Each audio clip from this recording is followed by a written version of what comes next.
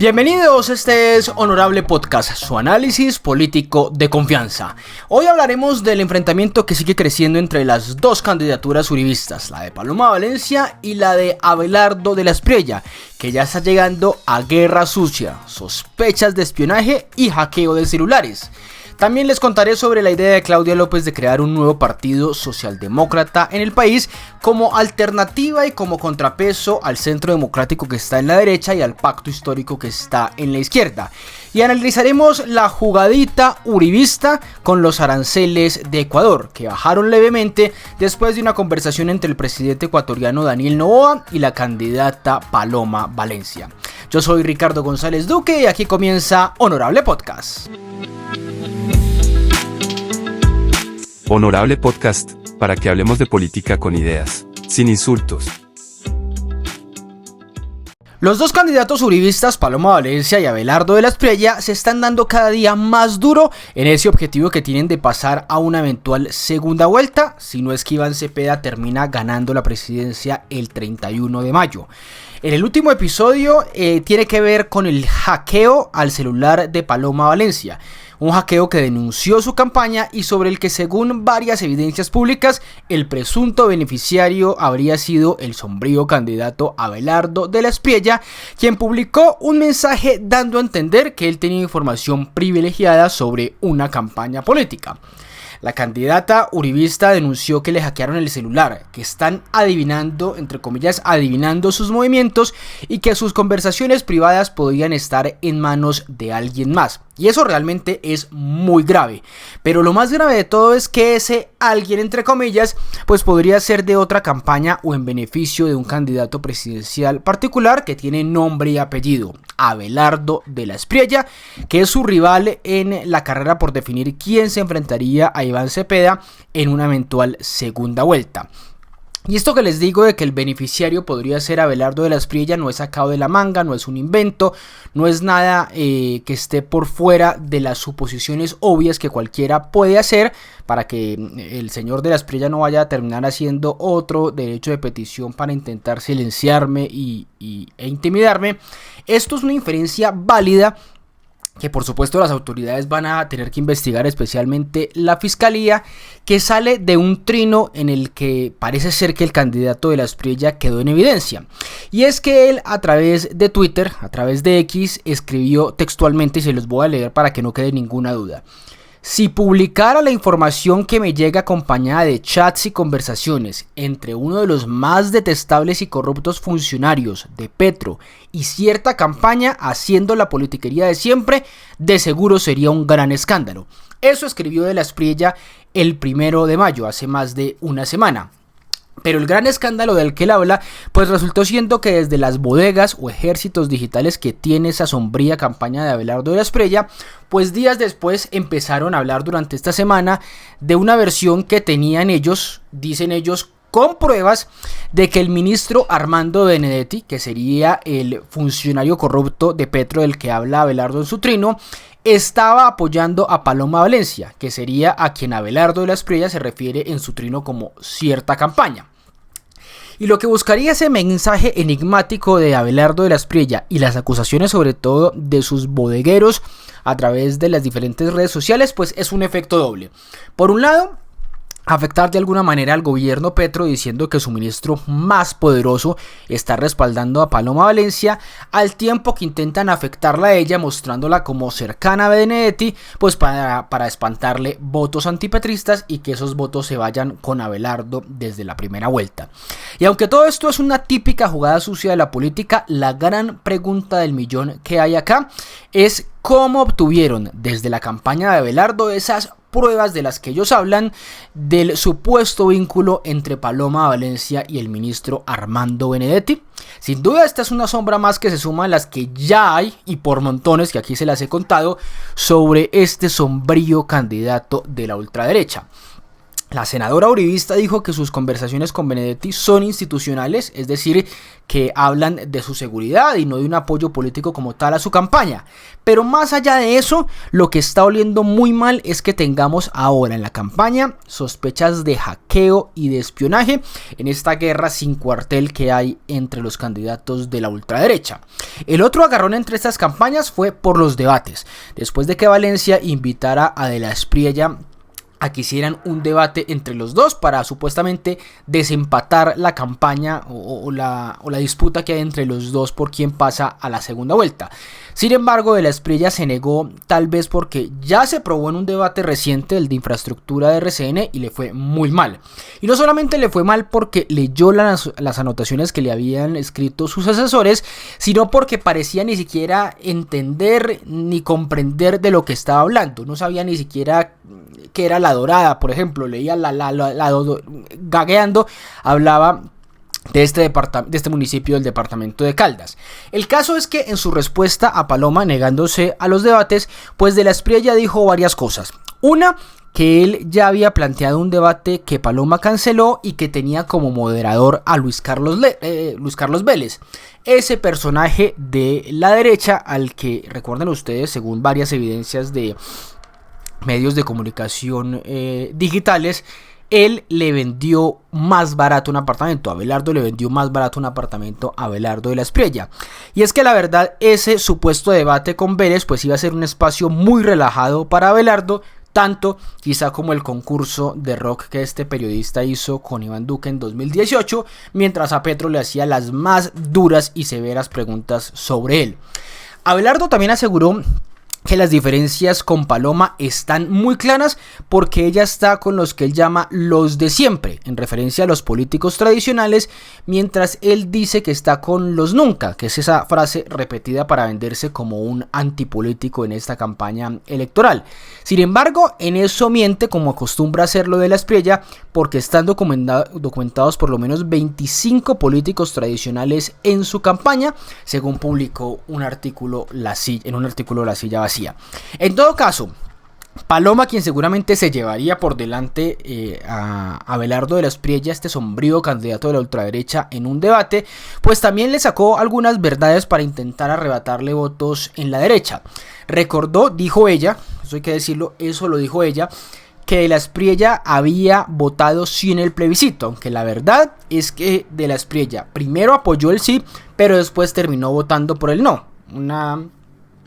práctica muy acostumbrada de él de cambiar de posición muy fácilmente. Pero también dijo que ella había hecho oposición durante estos 4 años al gobierno Petro, mientras Abelardo vivía muy cómodo en Italia, y le sacó en cara ese pésimo desempeño en el debate que ya les contaba de RCN. En todo caso, este enfrentamiento caníbal que estamos viendo entre Paloma y Abelardo seguramente lo seguiremos viendo durante todas estas semanas que quedan de la elección entre estos dos caballos de Uribe, porque aunque el expresidente le está haciendo campaña a Paloma, para él seguramente será indiferente quién pase a la segunda vuelta, siempre y cuando derrote a su principal enemigo, que es Iván Cepeda. Hablamos ahora del Partido Socialdemócrata. ¿Qué significaría la creación de un partido socialdemócrata como se ha planteado durante estos últimos días en el país para agrupar a toda la centroizquierda? Una propuesta que lleva haciendo hace varios meses la exalcaldesa Claudia López y que por estos días planteó un columnista muy respetado del Espectador. Pero para hablar de eso, del Partido Socialdemócrata, primero hay que revisar lo que nos está dejando esta campaña presidencial en Colombia, y es que el país de momento, ustedes saben que las campañas y las realidades políticas son fotos de momentos nomás, pero de momento el país está dividido en tres: la izquierda y parte de la centroizquierda que está con Iván Cepeda, la ultraderecha y parte de la derecha que está con Abelardo, y la otra parte de la derecha y la centroderecha que está con Paloma Valencia. Hay quienes consideran que en esta campaña, por cuenta de esto que les digo, esta descripción que les hago, pues el llamado centro político quedó totalmente distorsionado, porque por un lado se lo intentó tomar Paloma Valencia con el disfraz ideológico de su candidato Juan Daniel Oviedo, otra parte se fue o se ha ido yendo poco a poco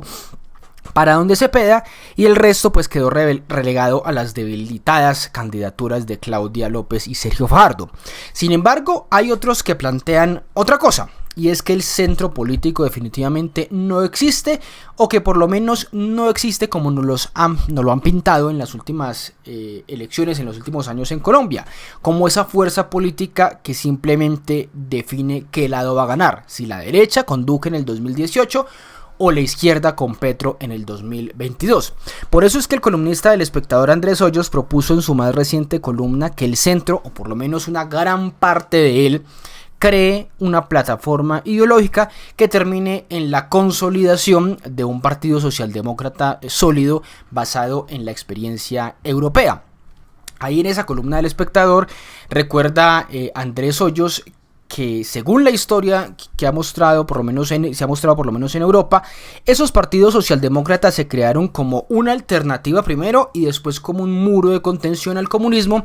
que les decía a los trabajadores, a los obreros en el mundo que no tenían nada que perder en la lucha que estaban dando. Sin embargo, lo que terminó haciendo la socialdemocracia para evitar que todo el mundo se fuera, o todos los trabajadores por lo menos se fueran para el comunismo, fue crearles un estado de bienestar a los trabajadores, a los obreros, con salud, con educación públicas, con seguridad social y con otros derechos, para mostrarles que evidentemente sí tenían mucho que perder. Y Hoyos escribió en el periódico El Espectador textualmente esto, abro comillas: algunos que no hemos militado en la izquierda desde hace décadas vemos con buenos ojos la opción socialdemócrata. Sobra decir que habría que platanizarla, como se dice, es decir, aterrizar la Colombia, platanizarla, aunque la idea seguiría siendo dar una alternativa a los menos favorecidos, sin por ello arrojar la economía de mercado con la borda. Con ello en mente, habría que depurar al Estado y sacar de sus guaridas a los grupos corruptos que hacen posible confiar en él. En este caso, el orden de los factores se altera el producto. Primero hay que limpiar y generar confianza,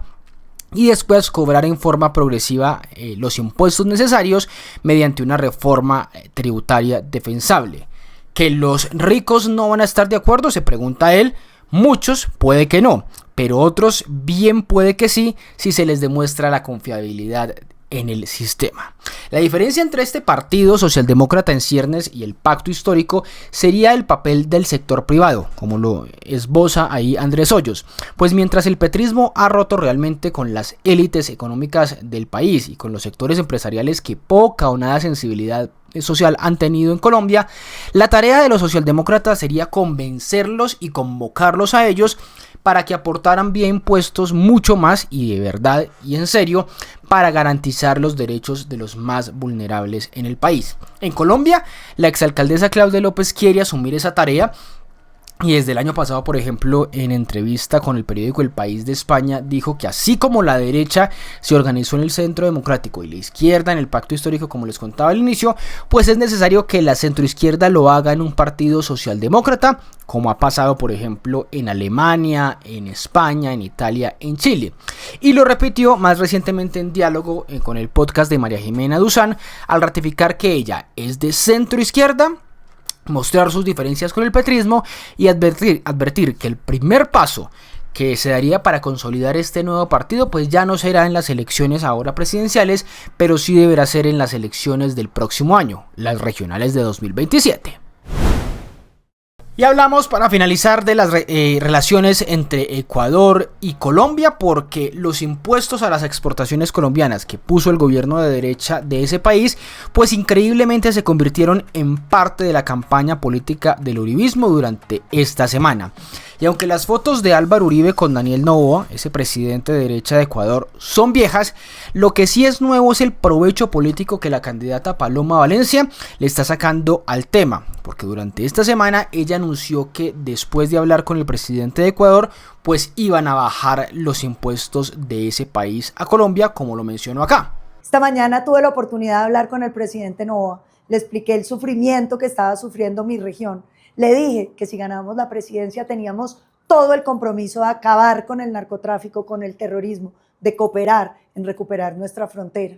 Y imagínense que acaba de salir un comunicado del presidente donde toma la decisión de bajar del 100 al 75%. Lo interpreto como un gesto de maravillosa voluntad y de compromiso de que en el próximo gobierno vamos a acabar con esos aranceles y a volver a tener el comercio que necesitan nuestras naciones. Y a pesar de que la CAN, la Comunidad Andina de Naciones, le pidió a Ecuador tumbar esos impuestos porque desconocía los acuerdos comerciales que hay entre los países de la región, pues lo cierto es que el anuncio hecho por Valencia mostraba claramente un oportunismo gigantesco que deja ver también el desespero de la campaña uribista para ganar votos, y además ponía en evidencia cómo Noboa, que es otro lacayo de Donald Trump en Latinoamérica, pues quiere influir en las elecciones de Colombia. Paloma anunció que los impuestos bajaban del muy absurdo 100% al absurdo igual 75% y lo mostró como un triunfo, pero en realidad es que si no hubiera sido por el presidente ecuatoriano, socio político de ellos, de los uribistas, pues ese arancel hubiera seguido en un 0%. A pesar de los intentos por conseguir de esta manera más votos en Nariño, en Cauca y en el Valle, que son zona de influencia allí de la frontera ecuatoriana, pues la verdad es que no creo que esta jugadita le vaya a salir bien al uribismo. No solamente porque la gente no es boba y entiende la cercanía de ese uribismo con el perverso Noboa, sino porque esos aranceles afectan a por lo menos 400.000 colombianos y sus familias que dependen de las exportaciones a Ecuador y que le cobrarían esa medida de Noboa de los aranceles, no a Petro y su candidato, sino a los socios de Noboa y a sus candidatos, a Uribe y a los dos candidatos que tienen carrera. Además, en todo esto hay realmente una paradoja que se debe saber, y es que mientras Noboa acusa a Petro de no combatir realmente el narcotráfico en la frontera, lo cierto es que la empresa familiar del presidente ecuatoriano, de Noboa, está vinculada a investigaciones por exportación de cocaína en cargamentos de banano, y por el contrario, el gobierno colombiano acusado pues sigue incautando droga y tiene a 15.000 miembros de su fuerza pública en la frontera con Ecuador para combatir a ese crimen organizado. Entonces, ya está claro que la medida de los aranceles de Noboa, queriendo imitar a su jefe Trump de Estados Unidos, pues no era una decisión por la seguridad ni siquiera por la economía de Ecuador. Era otro mandado político a la ultraderecha gringa para que gane el uribismo, que ha sido su aliado tradicional. Y así vamos terminando este episodio de Honorable Podcast. Esta semana que viene vamos a estar atentos a nuevas adhesiones de la campaña presidencial, particularmente la de sectores liberales independientes por fuera del partido, a la campaña de Iván Cepeda en su intento por ganar en la primera vuelta. También vamos a ver cómo sigue esa novela del apoyo de los Char a la campaña de Abelardo de la Espriella, que parece que se enredó. Y también le vamos a dar una mirada a qué tanto impacto tendrá en la campaña de Cepeda las decisiones del gobierno Petro sobre Bogotá, particularmente en lo relacionado con el Regiotran de Occidente. Recuerden suscribirse a los canales de Spotify y de YouTube para que estén pendientes del próximo episodio, y en mis redes me pueden seguir como @RicardoGonduk, donde los mantendré actualizados todos los días con información y análisis políticos. Chao, chao.